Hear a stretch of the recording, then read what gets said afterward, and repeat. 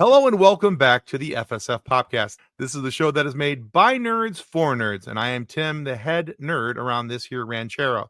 So today our guest is a screenwriter and admitted lifelong comic book nerd. Now you've seen a lot of his work throughout DC animation for things like the Justice League, different incantations of Batman, Green Lantern, Teen Titans, and there's a whole lot more. He's also a returning guest, which may qualify him for a free sanity check, but we can discuss that later with him. Our thoughts and prayers will go out with our guest as he leaves today. But anyway, let's take a quick moment to welcome Ernie Altbacker back to the show. Welcome back to the show, Ernie. Thank you for having me again, Tim. Absolutely. You've obviously forgotten about the last show, when he kicked me off and said never again. So it was just enough time for when I contacted you. I knew it. I knew you'd forget. Exactly. I didn't realize till today that you were on the blacklist, but it's fine. We're going to make this go. So now you couldn't get somebody else. Sucks to be us, but in the best way. All right. So Ernie, now the last time you were on our show, you went through the pain and suffering that is the FSF PopCast. We put you through the origin story question, which is typically the question we ask somebody when we first have them on and we want to get to know that person. Now, for those of you who did not see Ernie in his first time around this ranchero, go watch episode 140. You can catch his origin story there. So instead of an origin story today, Ernie, I thought what we'd do is talk about your new Kickstarter campaign for your indie comic that's coming out. What can you tell us about that, and where can people find it? Well, I'm doing it with a very talented artist called Josh White. And it is called Area 51 Studios. And you can, if you're on Kickstarter, by the time you type in Area 51, it's the first thing that comes up. But Area 51 Studios or Ernie Altbacker will definitely get you there. The website is area51comic.com. And that's our little personal website. And there is a Kickstarter button. Or you could do /KS. I don't know. There's a lot of complexy stuff, right? But for me, I'm kind of an internet dolt. So I kind of met Josh. We met 2 years ago at Comic-Con. Probably I did the interview, if that was 2023, for maybe Justice League War World. And I wrote a section of that only, the Old West Cowboy Wonder Woman section. And so I met him at that Comic-Con. And you know what? There's like a pretty good story. Oh, wait.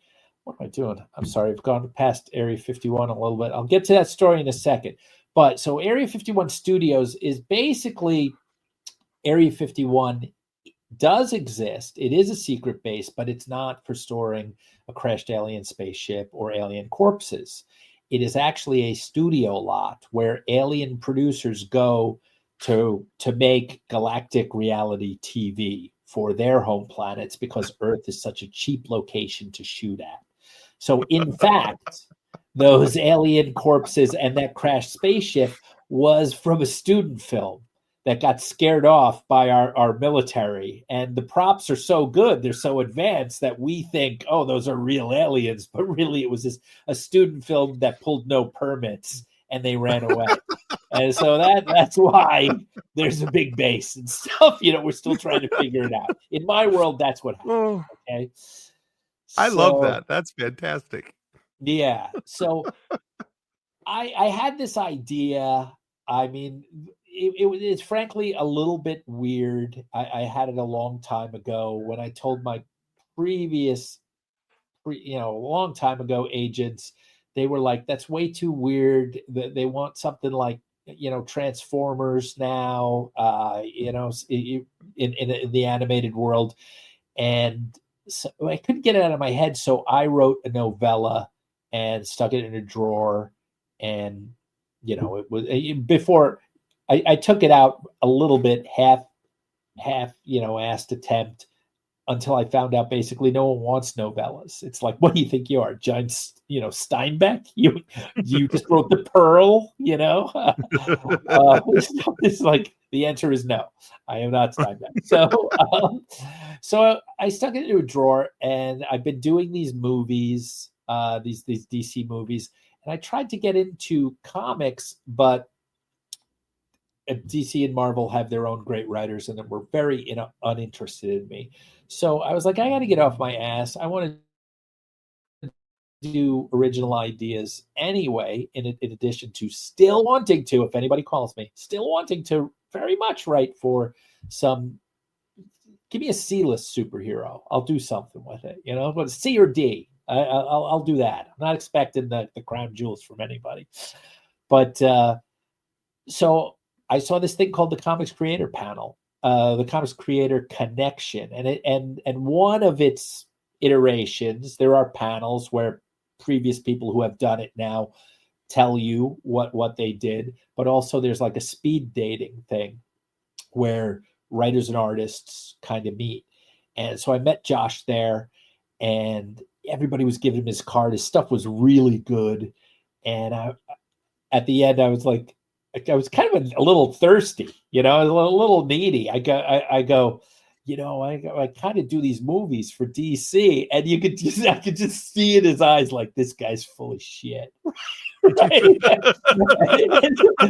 And I'm like, I blew it. Right. So sure, buddy. Sure you do. Yeah, no problem. Exactly. Right. I mean, because you hear a lot of stuff like that in Comic-Con. So I either that night, I think that night, or the next day, he goes to the screening of Justice League Warworld, and apparently he was telling his friends, like, I got cards here. This is that guy. He said something about DC. I don't know. Kind of could be full of shit. And then they introduced the panel, and I was first out. And he goes, holy crap, there is the guy. He's there. And his friend goes, I guess he's not so full of shit. You might want to call him. So he said that's why he called. Like, basically. That's phenomenal. Yeah, I know. It's like a comedy of errors. And so for the first year, I was like, let me go pitch this comic. You're gonna create the visuals. I'm gonna try and pitch it. We'll try and go with like an indie comic book company or something. And that went just like nowhere. Or to go to one of the streamers and stuff. And again, nobody was interested. And we're just, and he was the one who was like, let's try the Kickstarter. I think because the technical aspects of it scare the heck out of me. I'm too old. It's like, I churn my own butter, right? I still wear top hats, right? I mean, this is like, what? I need to do this and that. And he's like, I'm going to take care of that. You just write the comic, and he's doing the art. And I'm not talking some of the art, like all of the art. He's penciling, he's inking, he's coloring, nice. He's lettering. So he's kind of amazing. I got lucky. I got lucky in the draw. And so yeah, it's out there right now. And so I've been noodling with this idea to try and get, because I'm like, how many people listen to something and then go act? And so I want to do an experiment, basically. And we were going to do this stickers as kind of a next level thing if we got our first thing. And I want to do them now as an exclusive. Like the only way you can get these stickers is if you have to buy a printed copy of something, either the novella, which we're offering, or issue number 1. And then you got to write, just write a comment, any sort of comment, but give me hashtag FSF PopCast. Or is that the one you want?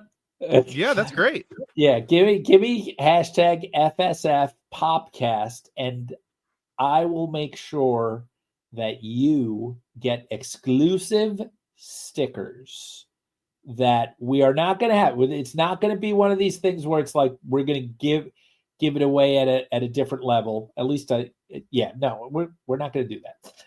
We're going to give something else away. So these will be exclusive if you hear it, if you're hearing this on this podcast and you like something that, Area 51 is basically sound stages, I'll give you the tone also to help you make the decision.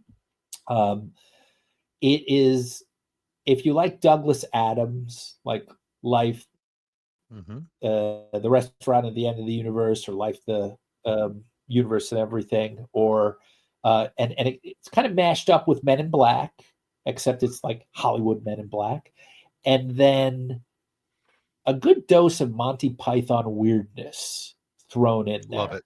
With the Hollywood stuff. If that is something that might interest you, then check it out. As I said, it has to be a printed thing so we can put in the stickers. But if you're not willing to risk that and you still like the idea, we have very cheap digital copies. You can either get an entire novella for $5, or you can get a digital comic for $5, and there's obviously no postage on that. So that is the deal, and let's see if it works. Maybe it does. All right. Maybe it's nothing. All right. So in contrast, though, you're saying those are $5 for the digital version. How much is the printed version going to be? It's $13 and $5 shipping. $18. Not bad for. Yeah, it's that's a pretty good deal. So it's 20 pages of story and 8 pages of extras. If you're like kind of a process junkie, what the extras are going to be is they're going to be pages of the novella, which will be turned into the comic of issue number 2. So you're going to get the inks of 2 or 3 pages of issue number 2, which will be like a little mini preview. And then if you buy issue number 2, you will see like the finished version, obviously. So So yeah, and I'm going to try and do this. So that anybody that gets it, off of a podcast, if there's other free and cool things, we can give, we're gonna do it. But we just ask you, because of the algorithm, to comment on the Kickstarter. Heck, even if you don't buy anything, if you go, this looks pretty good, that would help, and follow the project. Awesome. I mean, just support indie comics. Doesn't have to be mine. You can support. There's a lot of other great ones out there, but if you like what I described, we would be overjoyed to have you as part of the Area 51 Studios family. Perfect. Well, we'll make sure that we get a link down below for people to be able to go to your Kickstarter. And so, guys, while you're there, make sure that you click the button to go to the website, buy a comic from Ernie and Josh. Make sure that you get that, because this is a cool project. I know that I will be buying one here very shortly. I'm looking forward to that, and I will do the physical copy because I want stickers. I love stickers. I have this cool Deadpool sticker I haven't put on anything yet. Josh is also like, he goes, we give him like stickers, and I go, are stickers going to move the needle? He's like, people love stickers. And actually, I'm making a sticker collage on this is my work desk. This is my office, right? This is where I write everything. And I got all these like cool little stickers of microbreweries and things that I've for sure. Yeah. I have like 1,000 of them. And I'm like, they're just in a pile. I got to start. I'm going to cover, I think, my upper drawer. I've got an upper section to the desk, where I've got some toys, displayed, obviously, like everybody, in our fandom, nerddom. Oh, for sure. Right? Yeah. You gotta have toys. I mean, I've got all these stickers here. I've got a whole batch of other on my desk. You know what? Stickers from other podcasts. So yeah, I'll always take stickers. I mean, I'm just like, I'm just absolutely. Heck yeah. Always. Every time if I see some sort of weird sticker, I am, especially if they're free, I'm on it. But I think this is a very good bonusy thing. I think so. Josh is going to make the stickers really good. I know there's this one image of one of our characters giving the finger in the comic, and we're going to that's going to be a sticker. It's going to be fun. Nice. But yes, all right. So sorry to sidetrack on that. Oh, I'm sure your audience wants to hear something about some project, and I'm here to answer questions. That's another. But if you follow the project, or you follow me on any of my socials, you can feel free to ping me. Like, what is the thing you wanted to know? Was this a mistake or that in the movie or whatever? I'll do my best to answer. All right. Yeah, fantastic. Yeah, no, it's, by the way, we have enough tangents on this side of the microphone that, you having a small tangent about stickers was by no means a excellent use of the idea. cough button in action. I saw that. Yeah, thank you. I tried. Very good. Very good. It's almost like I've done this once or twice. So, I don't have a cough button. If I'm coughing or sneezing, you get it in all its glory. There you go. Well, yeah, there's worse. Yeah. So, all right. So yeah, guys, go check out Ernie on all his socials. We'll have some great information down for you in the comments down below. Where you can follow Area 51 Studios, and you can check out the comic Kickstarter. Check out him and Josh online, and buy the things, do the things, support indie comics. That's a very, very big deal. Please. Exactly. And so there'll be information down below for you to be able to do that. Now, the last time you were here, we talked a lot about your work with DC animation and the characters that you worked with and everything. So I actually, there's a couple characters in particular that we talked about that that have had some new things happen with them. And so I wanted to, now these are not animated. This is not on the animated side. This is live action side, but I still want to get your thoughts, your opinions on these things, because you have written for both of these characters. And one of them, in our previous interview, you talked about how you had a story that you were itching to be able to write for this character. Oh, I know what you're talking about now. All right, so first things first. What I'm going to guess. John Constantine. That's one of them for sure. Oh, Guy Gardner. That is the other one. All right, perfect. Yeah. All right, because you've written a lot for Guy Gardner's story. Yes. So there's two parts to this. Number one, we only started talking. You mentioned the fact that you had a Guy Gardner story that you wanted to do, but you never said what it was about. And then secondly, so we see Nathan Fillion in the trailer for the new Superman movie as Guy Gardner. What are your thoughts on that? I love that. I love it. I can't believe Gunn. I'm going to give Gunn the double thumbs up for getting him in that bowl cut wig. Right. I mean, that's awesome. Yeah. And just from, I mean, we haven't seen too much, for me to leap to this conclusion, but James Gunn handles oddball characters especially so well.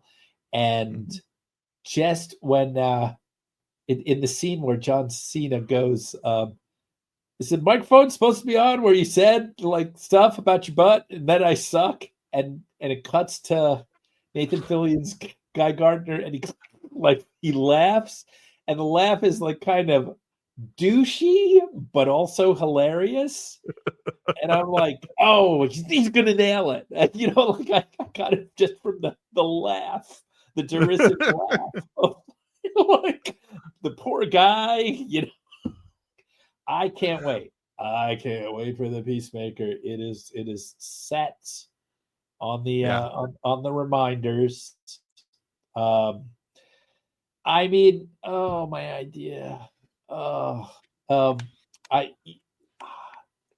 give you. Let me see if I can find this quickly. I mean, I'm not gonna tell to you. I just want to tell you the you can give the extreme story. Cliff Notes version. Like the basic premise.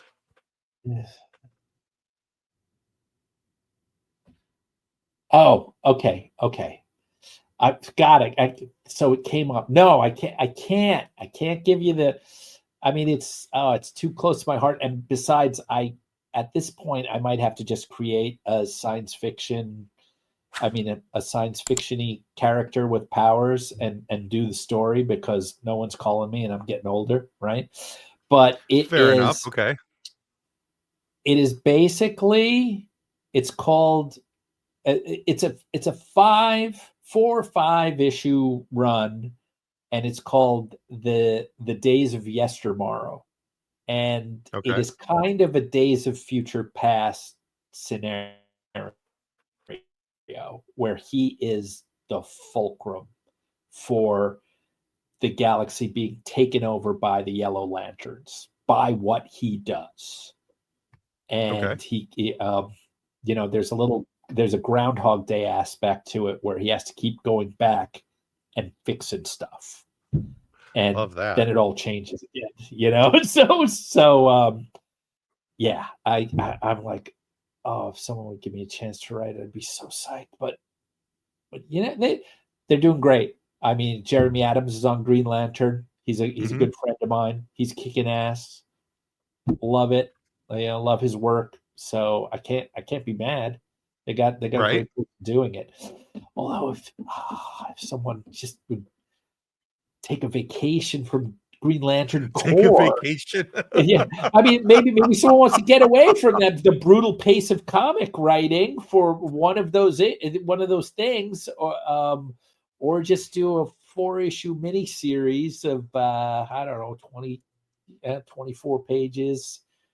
That'd be kind of cool to see a limited edition series of Guy Gardner. So I wouldn't touch any canon, and it can be all swept clean. It'll be an Elseworlds thing. But all right, that would actually be kind of cool for it to be, If we're doing wishes, I want a unicorn that is an aquatic horse that I can zoom around in the ocean also. So you know what?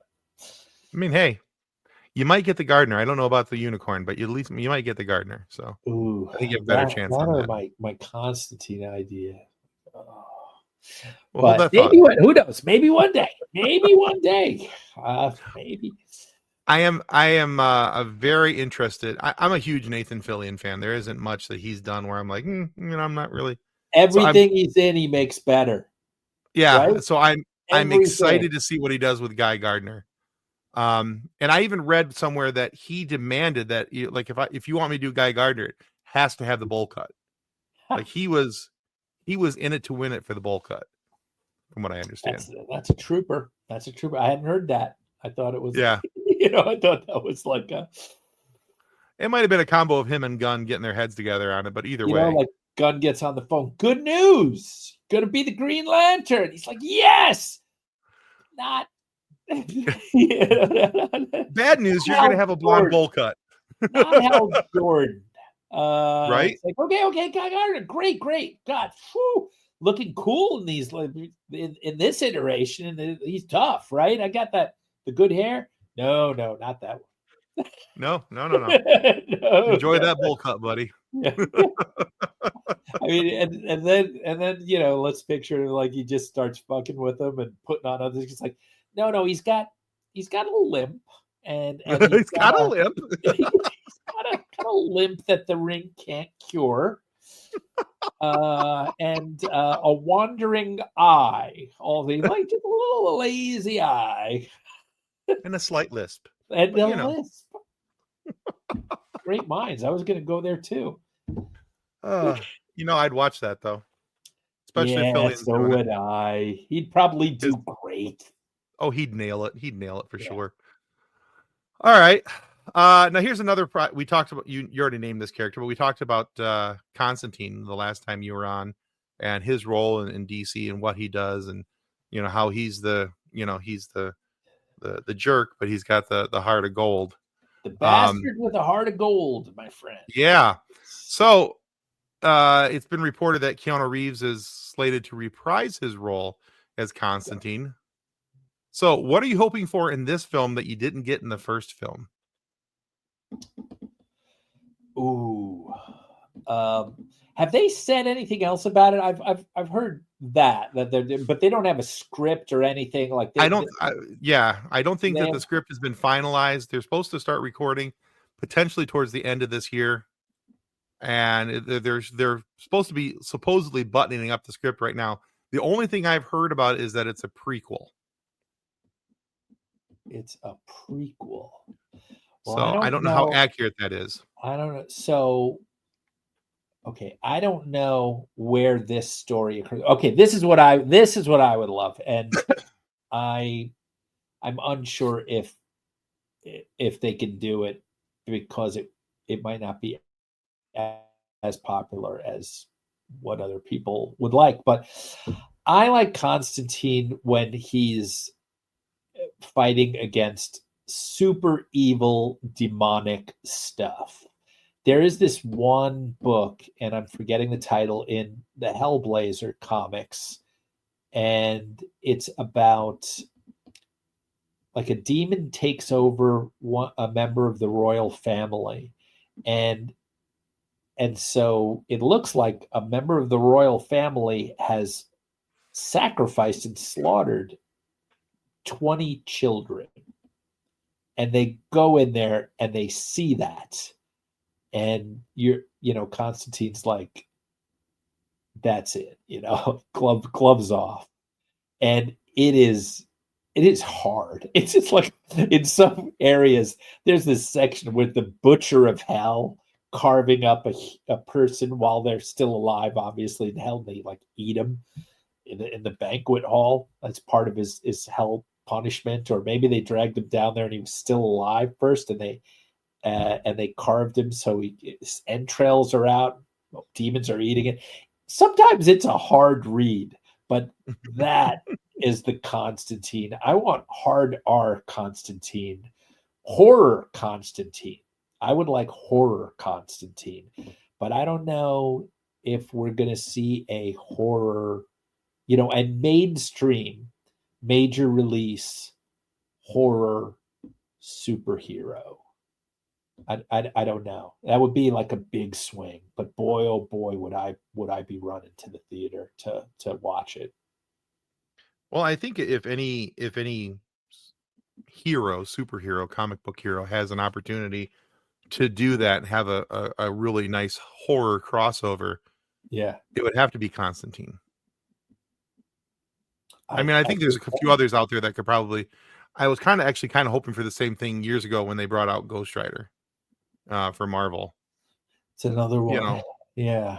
That needed to be way edgier than the soft serve vanilla cone we were served. So, but yeah, reports are that long hiatus has been because there was issues with some script issues supposedly, and trying to figure out which way they're going. According to the internet, which is, you take this with a grain of salt because, internet, you might want to take it with the whole salt. So that after a long hiatus, John Constantine is drawn back into action after finding out supreme demons have acquired a map to heaven and are planning a mission to destroy the kingdom of God. Ooh, okay. Well, that sounds like a really cool story. I don't remember maybe I haven't read that one. I wonder if it's based on anything. It might not be. I don't know. It might not be, but that sounds pretty cool. Yeah. So it might not be a prequel. I want to see Gabriel. I want to see Gabriel still cursed and out of heaven and pissed off at Constantine. Oh, and then he grabs her to like work off some of the sins, right? So it's like the buddy comedy where they absolutely hate each other and they don't get together at the end. They still hate each other. So that would be good. That could be really cool. They're saying that I'm sorry, it's not a prequel, it's a sequel, and it could end up in the Elseworlds banner. What am I talking about? So when you said prequel, it wouldn't be, but now, if it's a sequel, then they probably would do that. I mean, it's not Gabriel's too good of a character with Tilda Swinton playing the angel, and to not use. So I just don't think that they would just go, Constantine doing the Expo line. It's great that you got back into heaven after doing all those good deeds, Gabriel. I sure am glad. I learned a lot being human. Like, I don't think that's going to happen. I think we have better people on this. I think that'd be funny though. No, it would not. We would not be happy. I don't know. There's enough snark there. I think I could see it be pulled off a little bit though. That's something that Just like saying. that's in the Family Guy or American Dad. You would see that. Thank God. Yeah. Thank God you were here. South Park. Oh my God, the huge battle. Now they're bringing in the thing. Like, just describing it. Right? Remember that? Now the forces of hell have come over with 1,000,000 demons. Oh, I wish you could see this. Only if if we're going for a South Park vibe, the demons have to be the Canadians with the flappy heads. Oh, yeah. Get out of heaven, Guy. You're not my buddy. Yeah. You're not my buddy, pal. Back off. All right, so let's talk a little bit about more. We've talked about characters that you have written for, where these are characters that are things that you weren't a part of. But let's talk about the process of your personal writing, whether it's for, let's apply this to the Area 51 studios.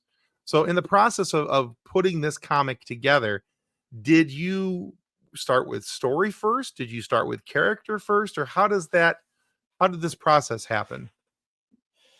You know what? That one started with a scene. Okay. I basically thought up this kind of compelling scene of what if aliens landed and put it, you know what? I gotta say, I was talking it over with a buddy or two, and I put forth to them, like, what would happen if aliens did come down to a couple of yokels and they just put a pedestal with a button on it and you didn't know what the button did? Like, would someone immediately press it? Does that call the aliens? Does that do this? What does it do, right? I mean, is it a big international thing? Does everybody get in on the decision? And I was like, no. What if it was reality programming? Like, now the rest of the universe kind of watches to see what happens. And off of that initial idea, I was like, you know what, that's a little too easy. So it went to Area 51 as a soundstage, and it's somebody's struggling show, and to raise the ratings, they do some things, and that button does come kind of into it. Not in the first one, but I'm very excited that everybody would join me for this ride on this of what's going to be kind of a graphic novel about 125 pages or so. But it's just kind of a free-form thing. It's much more free-form than doing one of the animated movies. There's a room full of people, and if we're doing something, we always got to go, well, what's our favorite moments that have to be in there, because stuff invariably has to get cut. It's not enough time to do 12 issues, say, of Batman Hush or something, and everybody's wants and needs have to be executed to where the whole thing kind of sings as a good standalone piece for everybody. I mean, you're doing it for people that might not be fans, that might not know too much. So there is an element of catch up and what you got to put in. With this, I just broke all those. I mean, sometimes this thing's like a stream of consciousness of what would be cool, what would be the funniest thing that would happen. And the fun thing for me was I gave Josh the novella. I'm like, here's my first script. Here's my first 20 pages. What do you think? He showed me some pictures, And then he gave me some ideas where I had to go back and rewrite. I'm like, oh man, that's really cool. I like that. So the comic is going to be a little bit different than the novella. And I like it that they're different, but they're going to head toward the same place. They've got the same big milestones, but how they get there is a little different, and some of the characters are different. And I just think that there's a world to be made here that is really super interesting and super fun.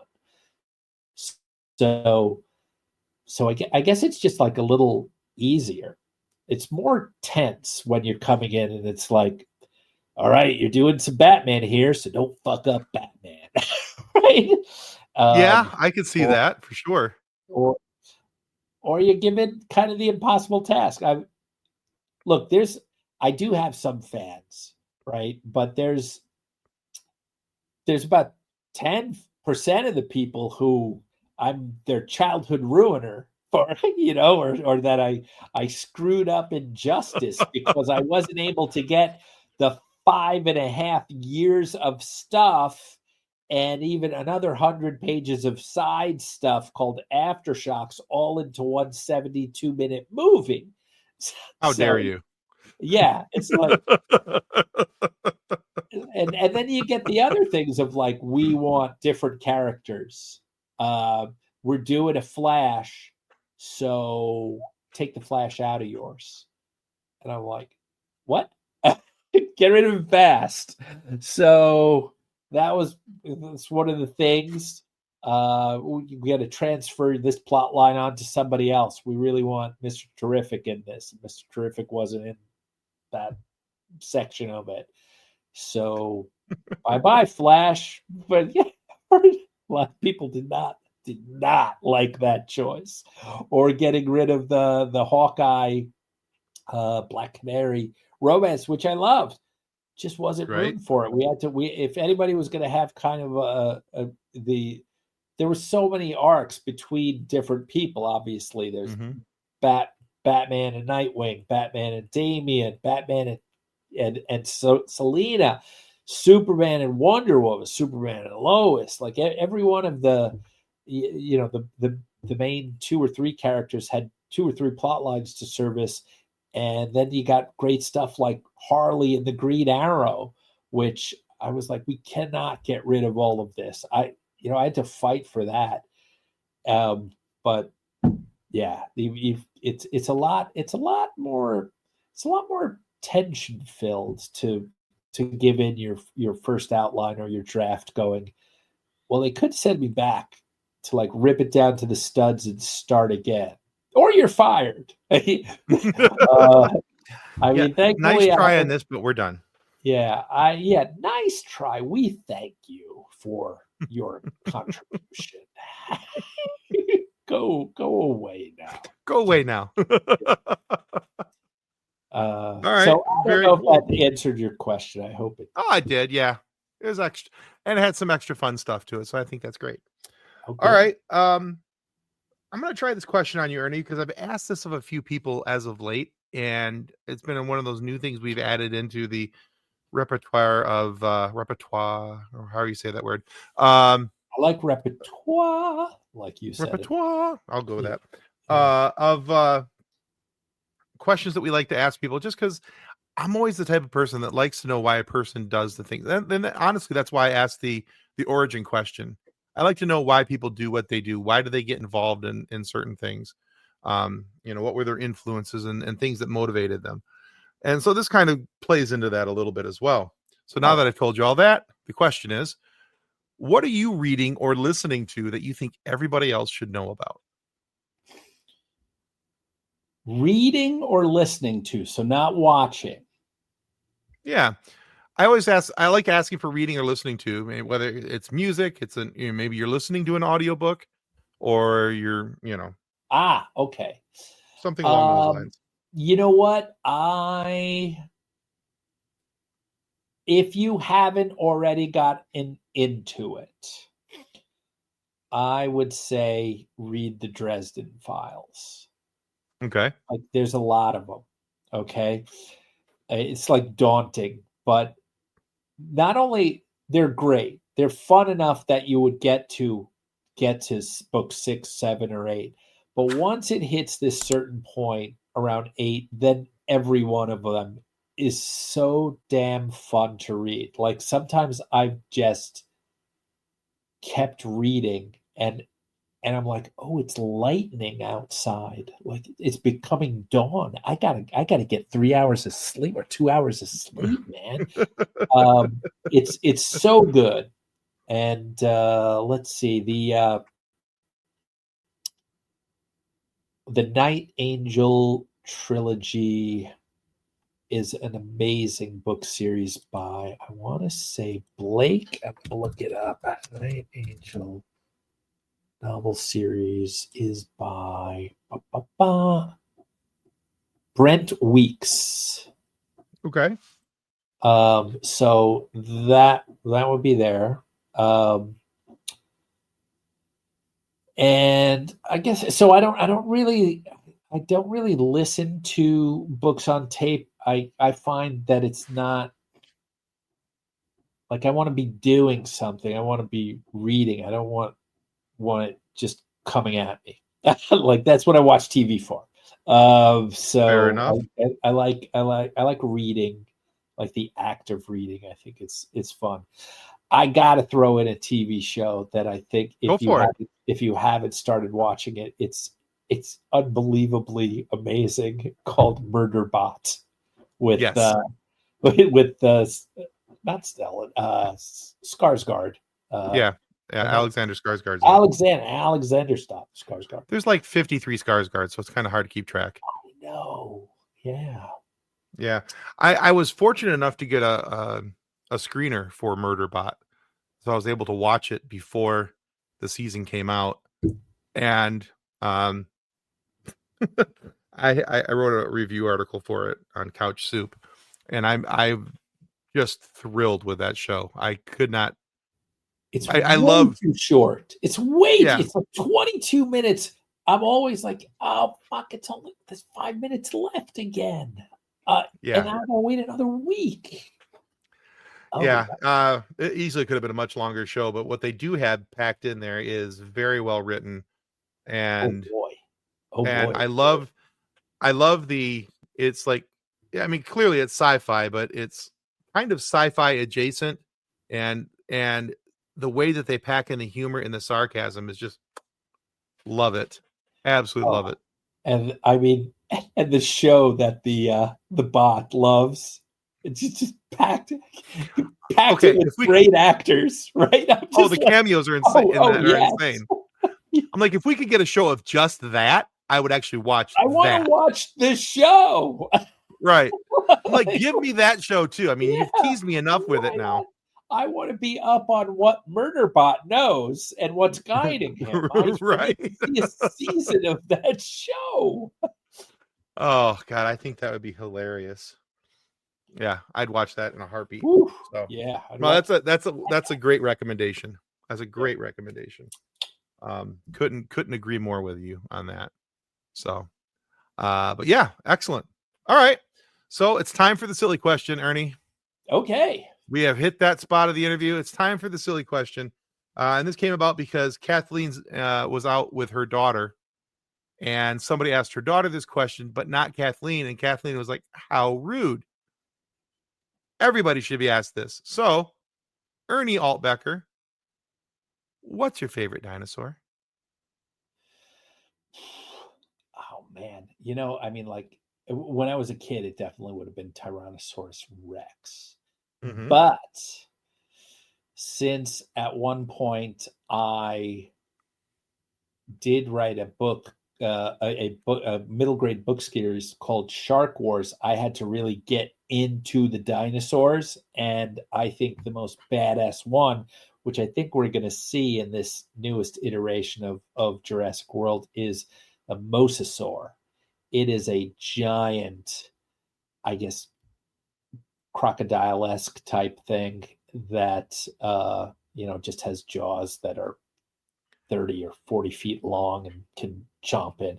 None of this Loch Ness monster, like very small head thing that can be chopped off. This thing can swallow I don't know, a bus hole, probably. I think they show at least portion of it in the Yeah, trailer in the when they're out in trailer. the water. Yeah, I'm like, here come and the something go mosasaurs. yeah, something goes by the boat, and they're like, "What the hell was that?" So, Yeah, it I looks think you're like right. it. I think we It will see it. looks like it, but I didn't know of them when I was, after I got back into it. So I was writing that thing around 2010 or so. So I'm like, oh, dinosaurs. I'm like, Tyrannosaur. The other ones, the two kind of like below that, always as a kid, you kind of rooted for them, but at the end you would take the Tyrannosaur, especially in the fights against with the other kids if you're doing that. Oh yeah. The Allosaurus, Hmm. and the Stegosaurus. The Stegosaurus was really cool because it had that big club tail, spike tail Right. on the end. Right. Yeah. And then there's the Ankylosaurus, which is kind of like a turtle with its head out, and he had a club, a Yeah. club tail, which I thought Yes, he did. was fantastic. So Almost kind of looks like I a mace on the end of his yeah, tail. it's like a mace, So some of those fights, and then you gotta love Triceratops, but most likely he's most likely going to lose to Tyrannosaurus, but he could take him out with him because those horns, Only if he gets a gut shot, right? Yeah. Well, and even at the gut shot, that thing's got a head full of teeth, right? Yes, it Not does. Yes, it not does. very good on the gripping part, but certainly on the biting part, the The Tyrannosaurus. biting and ripping you apart parts, it does great Yeah, on. that's really one of the bigger things that you needed. Yeah. Awesome. All right, Ernie. Well, thank you for being on the FSF Popcast today. Remind everybody where they can find out more about you, your Kickstarter, and where they can look for what you've got coming next. I'm on Facebook and X and Instagram at Ernie Altbacker. I guess there's no other Ernie Altbacker now that my dad has died. I might be the only Ernie Altbacker in the United States.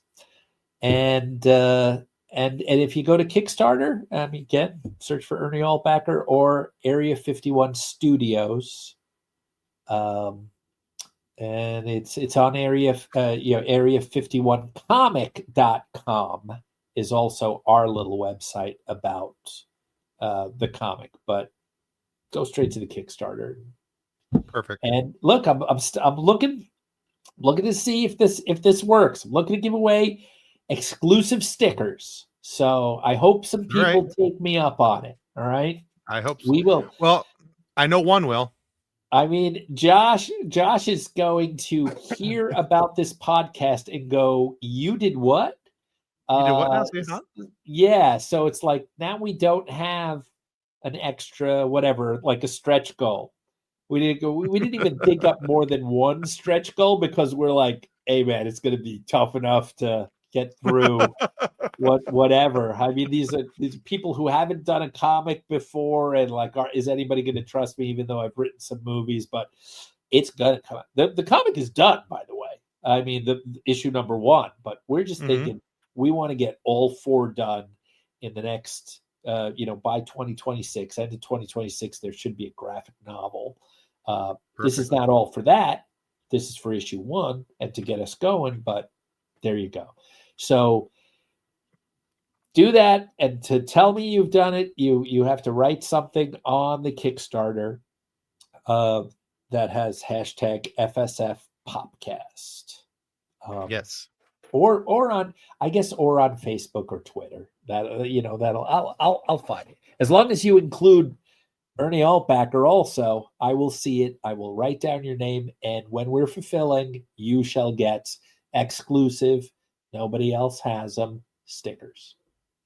Now, only if you've bought the physical copy, guys. So make sure that you're buying it has to be a physical copy because we're going to put it in that in your mailer, the comic book mailer.